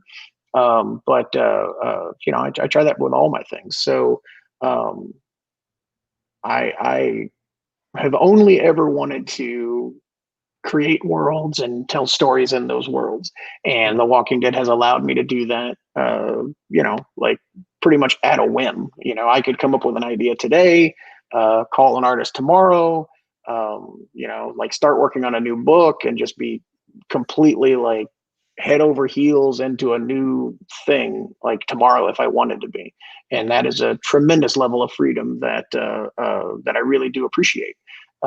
So that's why I will continue to try to bring new ideas and new concepts into comics and continue doing the thing that I love. Yeah. Yeah, no, that's great. Yeah, and a lot of them are very, very good. I just wondered about well, it doesn't matter. Um, Ending The Walking Dead, you did it Uh-huh. you did it by surprise. Yeah. What was your thinking there? Uh, well, I think that I had just ended Invincible, and I knew that I was ending Walking Dead well before I ended Invincible. But the thing that I didn't want to do with Walking Dead was, I wanted people, I wanted to surprise people. The Yeah, Walking Dead had always been about surprise, and I thought it would be a cool way to do that. And seeing the scrutiny on the last 12 issues of Invincible, where like an issue would come out and people would be like, "You've only got 4 issues to go. Why'd you right. spend so much time on this?" I was really acutely aware of just how knowing a thing is ending changes your perception of the story. Absolutely. Like Breaking Bad, another good example. Like when shit, I think the character's name is Hank, the police officer, detective guy, played by Dean Morris, I believe. Okay. Like when he dies in the show, you're like, there's only like 2 episodes left. Like, of course he's dying. Like, who cares? Yeah. Um, it's a big moment and it's emotional, and you Sure. recognize that it's a big moment, but it doesn't have the impact that it would have if you didn't know the show was ending soon. Yeah. You'd be like, "Oh my god, this monumental character that was in the show from the very beginning just died! Holy crap!" Yeah. And even And more so so, because they did those truncated seasons, those little half yeah, seasons, right? And so yeah, that raised the level of it even that much more as a result. yeah, exactly. Yeah. So I knew that I was killing. I mean, spoiler alert for anyone who hasn't Right. completely read the comics. Mute it until I give a thumbs up. Let's do that. I knew I was killing Rick Grimes in the next to last issue. And I wanted that month of like, oh my God, Rick's dead. Like, holy crap. Like, what are they going to do? And there were all these like things on the internet of like, how does the book continue from this? And I would sit back and laugh. Where are they going to go from here? And I would chuckle. That wouldn't happen if people knew it was ending in one issue. If you knew it was ending in one issue, it would, it's like, okay, like of course Rex gonna die. Like the book is ending. Like who cares? I wanted to continue to, I wanted to have that weight and that gravitas. So that's why I did that. Yeah. Thumbs up. Yeah, no, and I think it worked. It irked me at the moment, but I think it worked as from a retailer's perspective. Yeah. I apologize. No, it's all good, baby. It's all good. No, I absolutely. One of the worst things I've done in my retail relations. I expected, I do those retailer breakfasts at San Diego and New York in the time before COVID that we all fondly remember, even though it was 10,000 years ago. Yeah. And I expected that to be a screaming session at Comic-Con because the final issue of Walking Dead came out like a week or two before Comic-Con that year, or maybe it was the Wednesday before Comic-Con. I can't remember. It was pretty time. It was timed very unfortunately. Yeah. I was like, "Ooh, Comic-Con going to be interesting this year," and I expected that retailer breakfast to just be brutal. And to the retail community's credit, like it was a very much like, no, hey, you wanted to end it. You've been great to us over the years. The book's been very successful. I really appreciate everything. But I did feel terrible. Like it was not, it was a successful book that, represented a recognizable chunk of revenue. And so to end it, it was definitely something that weighed on me. But at the end of the day, like I just, I had to end the story when I ended the story because that's where the story ended. And I've been accused of being a sellout since the television show hit. I didn't want to actually realize that I was a sellout by continuing the book past when I was planning on ending it. Just because I recognized that, once my heart was not in it and I knew that the story would end, that the story should have ended at a certain point, like it would be very difficult to have the same amount of focus and attention to the series that it needed. And it would have resulted in, something bad. And if I had tried to continue it from that point, I don't know where the story would have gone, like it would, in my mind, that was the definitive resolution and I had to end it there. Yeah. Yeah. Well, you not only do you talk the talk, but you walk the walk too. So I think we'll give you a buy on that one. Thanks. Yeah. Yeah. And now it's coming out in color twice a month. Yeah. So maybe people will like that. Like revisiting the work. I assume you're revisiting it issue by issue. Yeah. Yeah, it's really cool. I think seeing what Dave McKeag is doing with the art, doing Tony's first 6 issues, and then taking over with Charlie on issue 7, and how he interprets it and what he adds to it has been great. Because it is my way, he has been working in secret for the last 4 years, and so we already have like 100 issues colored. Wow! And so I've been able to, watch that process and. Like see it, there's some really great stuff coming, there's a lot of attention paid to the big moments along the way. And it's just a really cool process.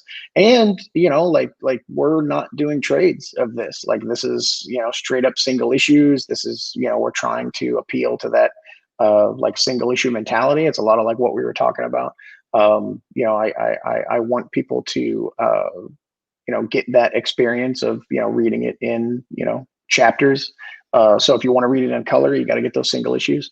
It's been a lot of fun. And I'm doing that cutting room floor feature in the back where I'm showing my handwritten plots for the issue. And I'm talking about how the issues changed and evolved, like as I was writing them. And there's a fair bit of differences from the plot and the final issue. And there's a lot of like, little things that I, considered doing and didn't do. A lot of different, like this character was going to die here, but he ended up dying there, and things like that I'll be talking about in the back. And so you'll get to see like a little bit of how the story came together, and so that'll be kind of fun.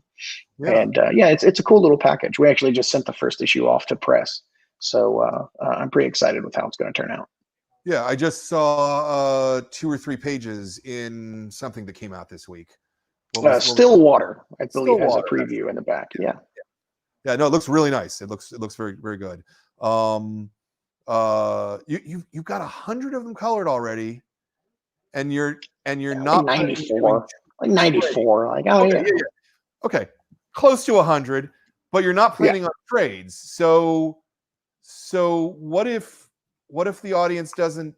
15 years from now, maybe there'll be a collection. Yeah, I'm not going to say it's never going to be collected, right, but right, right, no, right. like there's no plans right now. And Yeah, yeah. I'm just worried. I'm wondering about the math on just that. between you and me, there's a lot of the black and white collections in print, and Sure, I don't necessarily want to kill that market just yet. So sure, sure, don't sure, sure. expect color compendiums anytime soon. If you want to read it in compendium form, Yeah, you got to buy those black and white ones. And the story is different. Like it is different in black and white, and it is different in color. And I think that there's still a value to experiencing it in its original form. And so I don't want the color series to be replacing Walking Dead as the new normal. Like, yeah, oh, it's color now. Like, if you read it before this year, it was black and white, but if you read it past this year, it's color. right. I think that there's still, Cliff Rathburn, who toned all those issues, like did some amazing, artistic work in those gray tones. And I don't want to, completely bowl that over. Yeah, no, I agree. I mean, this thing, the Indicia says it's on the 17th printing. That's a lot of copies of this book you've sold. That's a lot It's of a lot. copies. It ain't bad. Yeah, it ain't bad. It ain't bad. Uh, Oh, all right. We're at almost 2 hours here, so I think I'm gonna stop imposing upon your time. okay. Do you want to plug? Do you want to plug something new coming out? What do you want to talk about? Gosh. Well, my new series Firepower just launched with Chris Sami. It's over your shoulder there. And I believe issue 3 was in stores last week. And yeah, so it debuted with the OGN, and then went right into the series, starting with issue 1. There's a great number of issues out there to go ahead and get you hooked if you buy the OGN and the 3 issues. And I think it's a cool, fun series. And just buy it for Chris Somney's art. He's fantastic. You don't need me. It's a complete package, even if you don't read the words. So I highly recommend that series. And I got Outcast ending soon. We're working on Die Die Die. That's coming out. Oblivion Song with Lorenzo De Felici. I'm going to now forget a project. But Stillwater from Skybound launched today. I like that a lot. That was a really good first issue. I thought that was a terrific first issue. I'll just go ahead and step on our tomorrow's announcement of the second printing, but it sold out like very quickly. Like we moved through a very healthy overprint, so it looks like the book is doing really well, which is exciting, and it's a great book. So yeah. Yeah, that always surprises me too, because it was returnable, and any store should have been able to buy enough copies, and yet it still goes through a massive overprint, and it sells out, and you have to go to second printing. I mean, it's a good problem to have, I suppose, but yeah, it's one of the weird tricks about this market right now is people aren't going deep enough. Yeah, I mean, I guess returnability is sometimes a hassle for people, so they still don't take advantage of it, which is fine. I mean, like it's again, like whatever works for your store. Every store is different. But yeah, I mean, and I think that region to region, store to store, like even if you think like, oh, I'm going to go deep on this book, I'm going to order 100 copies or 50 copies or whatever is your massive order for your store. You can still get taken by surprise, which I think is a good thing. So yeah, I don't know. I still have plenty of copies. That's all. I took advantage of the returnability and we're well stocked. I loved that first issue though. I thought that was a great first issue. Awesome. In terms of Firepower, a lot of your launch was based around the Free Comic Book Day edition, and of course you launched the book exactly when COVID shut down everything. Yeah. Can you talk about that for just a minute or two? Like, what did Well, I mean, it was very unfortunate because we did have this big launch planned around Free Comic Book Day. At those retailer breakfasts that I had mentioned, retailers would often, I have a little Q&A session, and retailers would often say, "Free Comic Book Day is a great event. I wish publishers would give me something cool to sell to all of the people that come in for the free comics." Right.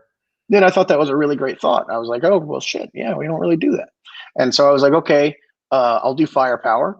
I'll do a debut original graphic novel, and I'll have that shipped the Wednesday before Free Comic Book Day, so it'll be on shelves.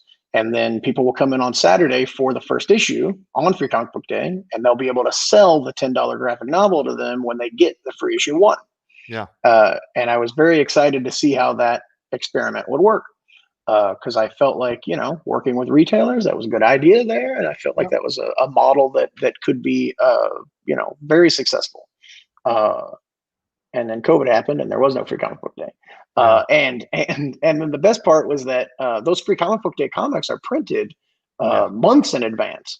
Right. I don't exactly know why. I think it's got something to do with the distribution, and you guys have those sitting in the back for a while before Free Comic Book Day. I guess it's to make sure you guys have all of them and it's all set and That's there. part of Like, it. Also, it's a lot of labor on Diamond's part because they're talking yeah. about, 3 or 4 times the normal volume of comics coming through. So they've got to break it out. Oh, Yeah. that's true.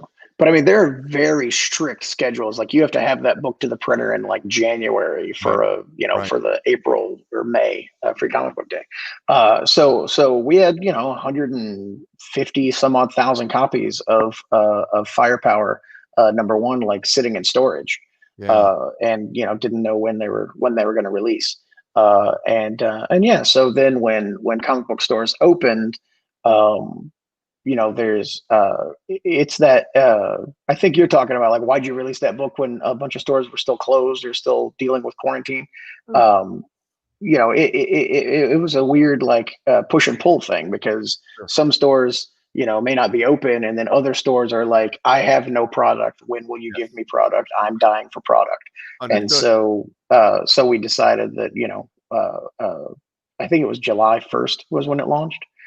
So yeah, we shipped the Free Comic Book Day. We were able to make that free and everything. And Diamond worked with us on making that available at a different time, ahead of their plans for the Free Comic Book Day thing that they're doing, where they're every Wednesday there's a new Free Comic Book Day book. Oh, Um, that was a bad idea, but never mind. Go ahead. they can't all be winners, No, but no. but yeah, so that's that. It just seemed like that was the natural place to launch it. And then it was weird because the request for product to kind of get people to support stores led to Charlie and I putting that Negan Lives book together Yeah. very quickly, to Charlie's credit. And so that book came together extremely fast, and then we were able to ship that on the same day, as kind of like a, come back to stores. You got Firepower, you got Negan Lives, That was a really amazing like, gift to the market. I got to say that the free copies of Negan Live, that was an amazing gift. That I feel like I seem like I'm fishing for compliments by continuing to bring it up. Listen, I just wanted to write more Negan. I don't give a fuck about comic book stores.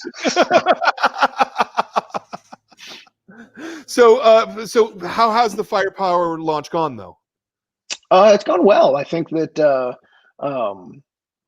we've sold a tremendous amount of the volume one prelude, and it's weird. Things seem to be like I know that your store is down, and I don't know if that's the different regions and things like that, but numbers across the board seem to be very steady, if not oddly stronger than they were before the pandemic. Interesting. Uh, I've seen numbers tick up a little bit. Like, the most recent issue of Outcast, like, sold better than the issue before it. And that's, later on in the run, that hasn't really been the case. And so it's been a little strange, to be to be honest. I mean, it's a great thing, Yeah. but I mean, we've seen sales on at Image, we've seen sales on Spawn triple and quadruple, and like it's just crazy town over there on that book. Yeah. And we've got the Department of Truth launching at over 100,000. And Firepower has been doing great. So it's really weird. I don't know if people are seeing comics as an escape. I know I certainly am.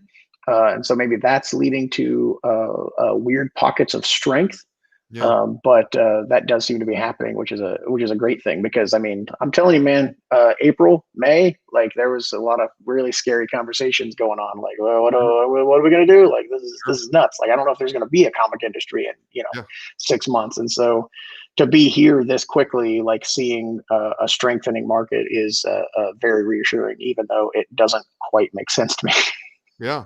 I can't wait until we can be a part of that as well, because California's just got to reopen a little more. People just Yeah. don't want to go out. We were talking earlier. You're saying I'm staying home all the time. Everybody's staying home all the time. They're not going out. So hopefully that will change though soon. Hopefully. Yeah, I mean, I hit a few comic shops here in Los Angeles, and they'll do that curbside thing, which I highly recommend for anybody who's watching this who hasn't done it yet.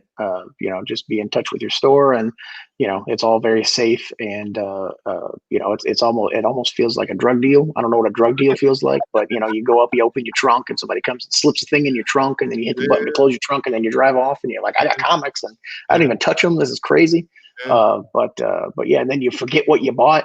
And you get home and you open the back of your car up and you're like, oh, I got one of these. This is awesome. That's great. That's great. Yeah, no, I agree. We're doing the mail order to the curbside too. It's just not quite enough.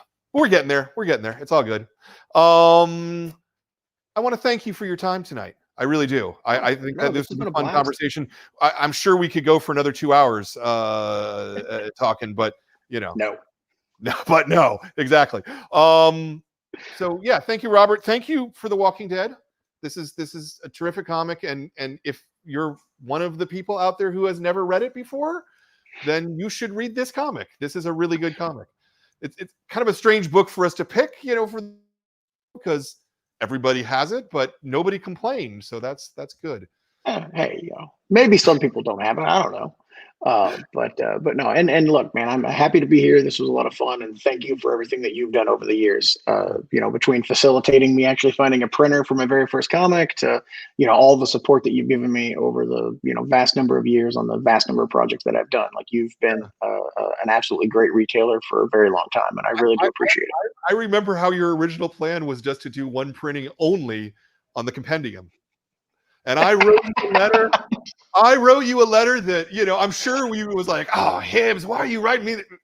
But I'm like, don't do that. You're leaving money on the ground. And then. Yeah.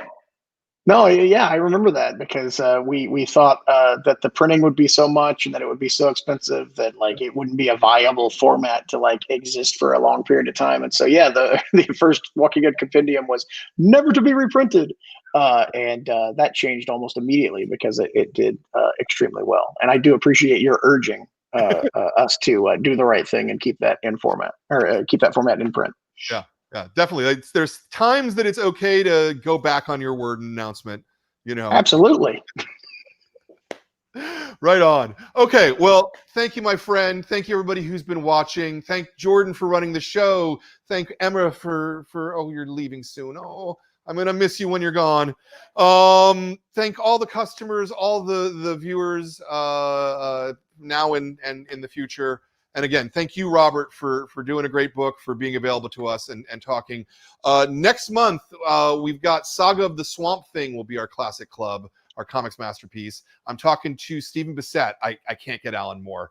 He won't talk about DC Comics. But Stephen Bissett's going to talk to me, and we're going to talk about like him going to the Kubert School and then teaching comic school now. Which he just retired from. I think it's going to be a really fascinating conversation about the history of comics and a lot of cool stuff. So look forward to that. And then next week, I should have brought a copy up. Well, the regular graphic novel of the month club is Unrig: How to Fix Our Failing Democracy, which is a fantastic book. Hold on, here it is on. So that will be our conversation next month with Daniel Newman and George O'Connor. And in the end of the month is the Kids Club for Shirley and Jamila. So we've got a great month of comic conversations coming up. And we will see you. Thank you to The Beat as well for being our sponsor and for getting this out to the world in a wider way. And thank all of you. Goodbye.